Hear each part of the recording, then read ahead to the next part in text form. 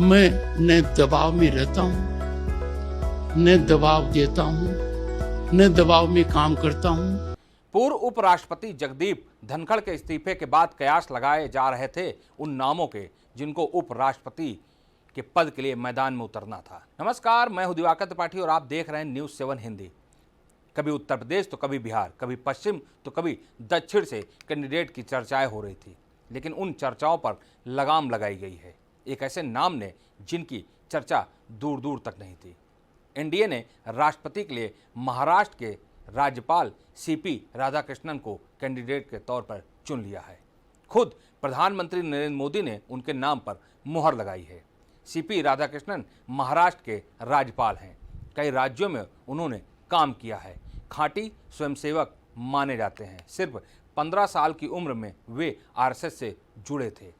अच्छे खिलाड़ी रहे हैं। उनका तमिलनाडु से खास कनेक्शन भी है, जहां अगले कुछ महीनों बाद चुनाव होने वाले हैं। ऐसे में इस खबर के मार्फत यह बताने की कोशिश हम करेंगे कि आखिरकार प्रधानमंत्री मोदी ने उनके बायोडाटा में क्या क्या खास देखा और क्यों उनके ही नाम पर मुहर लगाई।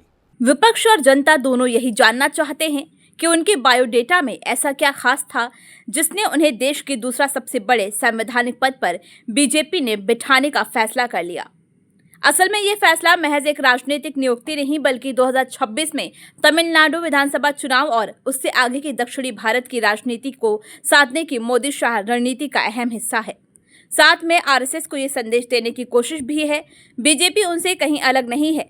पहले आपको बताते हैं कि कौन है राधाकृष्णन, कौन है सीपी राधाकृष्णन। सीपी राधाकृष्णन मौजूदा समय में महाराष्ट्र के राज्यपाल हैं। इससे पहले वे लंबे समय तक भाजपा संगठन में सक्रिय रहे और 2 बार लोकसभा सांसद भी चुने गए।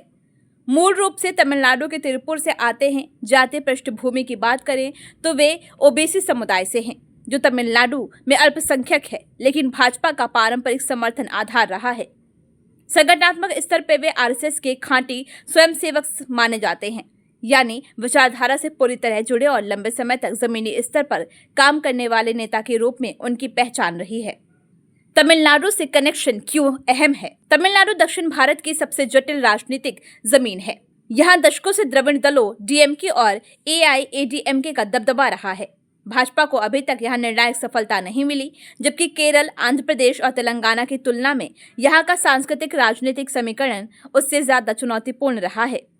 पीएम मोदी और अमित शाह जानते हैं कि अगर तमिलनाडु में जरा भी पैठ बनानी है तो इसके लिए स्थानीय चेहरा और जातीय सामाजिक बैलेंस बेहद जरूरी है। सीपी राधाकृष्णन ही क्यों? सीपी राधाकृष्णन हर मामले में फिट बैठते हैं। वे तमिलनाडु के नेता हैं, भाजपा और आरएसएस की विचारधारा से जुड़े हुए हैं। राज्य के शहरी और उच्च जातीय वर्ग में उनकी स्वीकृति है। उपराष्ट्रपति जैसे बड़े पद पर बैठाने से भाजपा तमिल समाज को संदेश देना चाहती है कि दिल्ली की सत्ता में उनका भी हिस्सा है। महाराष्ट्र से तमिलनाडु तक का राजनीतिक सेतु। दिलचस्प बात यह है कि राधाकृष्णन फिलहाल महाराष्ट्र के राज्यपाल हैं। महाराष्ट्र और तमिलनाडु के बीच सांस्कृतिक और राजनीतिक संबंध लंबे समय से रहे हैं। मुंबई और पुणे में बड़ी संख्या में तमिल समुदाय के लोग बसे हैं। तमिलनाडु की फिल्म इंडस्ट्री और महाराष्ट्र की मराठी संस्कृति के बीच भी दशकों पुराना मेलजोल है। भाजपा यहां से एक नेशनल कनेक्ट बनाकर दिखाना चाहती है कि दक्षिण का नेता भी पश्चिमी भारत में शासन संभाल सकता है और अब दिल्ली में नंबर 2 पद पर आसीन है। जातीय समीकरण और चुनावी राजनीति। तमिलनाडु की राजनीति में जाति का वजन बहुत अहम है। यहाँ ओबीसी और द्रविड़ जातियां राजनीति पर हावी हैं। ब्राह्मण समाज की हिस्सेदारी कम है, लेकिन भाजपा को लगता है कि यही उनका नेचुरल कैडर बेस है, क्योंकि द्रविड़ दलों की एंटी ब्राह्मण राजनीति ने इसे वर्ग को हाशिया पर ढकेला है। राधाकृष्णन को उपराष्ट्रपति बनाने से भाजपा ब्राह्मण वोटरों के साथ साथ उस शहरी पढ़े लिखे मध्यम वर्ग तक पहुंच बनाना चाहता है जो अभी भी डीएमके या एआईएडीएमके की राजनीति से दूरी रखता है। आरएसएस का खांटी स्वयंसेवक। सीपी राधाकृष्णन का सबसे बड़ा गुण यही है कि वे आरएसएस की पॉलिटिक्स और संस्कारों से पूरी तरह प्रशिक्षित नेता हैं। मोदी शाह की जोड़ी ने हमेशा ऐसे नेताओं पर भरोसा किया है जो विचारधारा और अनुशासन में बिना डगमगाए खड़े उतरे।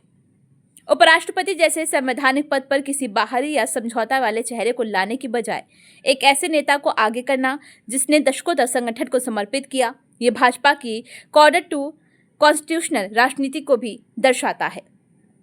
दक्षिण भारत में भाजपा की नई चाल।